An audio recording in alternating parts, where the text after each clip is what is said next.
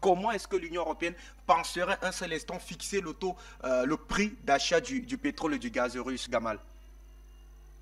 Bah, c'était complètement ridicule comme sortie. Effectivement, c'est bien que Luc se rappelle, elle ne connaît pas le marché. Le marché, c'est pas les politiques qui le domptent, qui vont imposer des prix.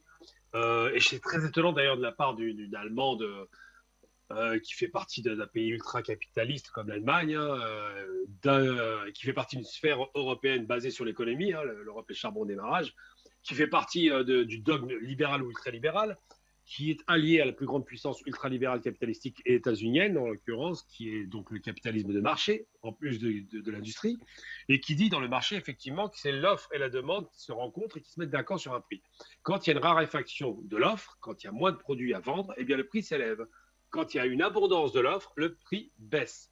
Quand la demande augmente, eh bien, le prix s'élève, et quand la demande baisse, le prix baisse. C'est logique. Et là, elle est en train de nous expliquer, c'est très amusant d'ailleurs, face à l'ex-Union soviétique, qu'elle va contrôler les prix du marché, qu'elle va plafonner les prix du marché, au motif qu'il faudrait que ça coûte moins cher aux Européens. Sauf que c'est le énième mensonge et la énième stupidité proférée par cette femme que je trouve complètement ridicule, hein, il faut le reconnaître. Hein. Il se trouve qu'il y a quelques mois encore, il nous annonçait qu'il y aurait une sanction contre les Russes et une interdiction totale d'importation du gaz. C'était ça, les mensonges proférés il y a quelques mois. Aujourd'hui, on est arrivé au stade où on dit non, non, le gaz continue à venir, mais on va discuter du prix du gaz. Comme s'ils étaient en mesure de discuter du prix du gaz. Donc, j'allais dire simplement, c'est que celui qui tient la pompe à gaz, la pompe à pétrole, celui qui est du côté du pistolet, c'est Poutine. Ça n'est pas Van der Leyen. Et ça n'est pas cette union sacrée. D'ailleurs, j'aime pas du tout le terme sacré parce que ça renvoie à des idées un peu crasses de croisade. Hein. On parle de croisade. Bush avait utilisé en son temps la croisade. Donc l'union sacrée, la sacralité d'une union, quand il y a un terme religieux, c'est toujours inquiétant. Eh bien, je pense que cette femme-là ne se rend pas compte de ce qu'elle dit. Là, vraiment, on arrive à un stade où je me pose la question de son état de santé mentale. Il n'y aura pas d'union sacrée parce que quand les premières revendications sociales qui ont déjà commencé en Grande-Bretagne, en Belgique, en Italie, ça commence à venir parce qu'il y a malheureusement beaucoup de fermetures d'entreprises. Et alors que le froid n'est pas encore présent, on n'est pas encore dans le pic de la catastrophe, on est qu'au démarrage, dans un printemps qui est quand même très doux. On est en plein été indien, il fait 20-22 degrés, donc c'est quand même assez formidable. Donc ça déporte d'autant plus la catastrophe. Eh bien, lorsqu'elle dit cela, elle dit cela à des fins peut-être politiques internes, elle veut peut-être rassurer sa population, mais elle veut peut-être faire croire qu'ils ont encore les moyens de pouvoir faire pression sur la Russie, mais en vérité, tout cela, c'est de l'esbrouf et du bluff. Si elle avait été un peu sérieuse, les sanctions économiques promises par l'Occident auraient dû être appliquées du jour au lendemain, comme ils l'ont fait en Irak, contre la Russie le 24 février. C'est à ce moment-là qu'ils auraient dû couper le gaz et le pétrole, ils ne l'ont pas fait, alors qu'on était quand même à l'entrée du printemps.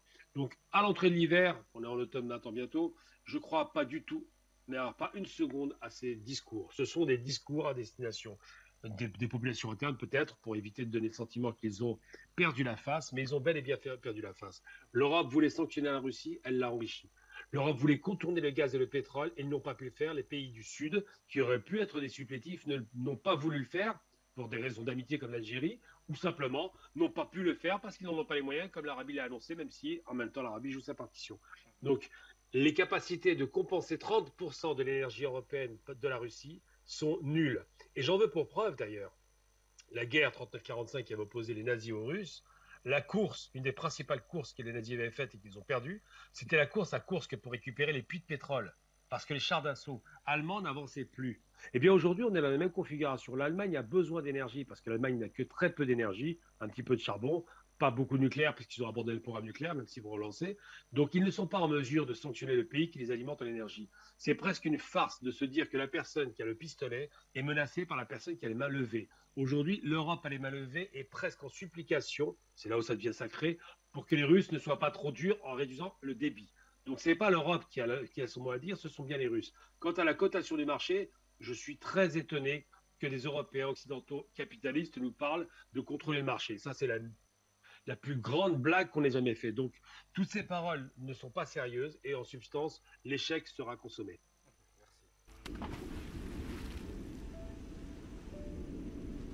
Afrique Média. Le monde, c'est nous.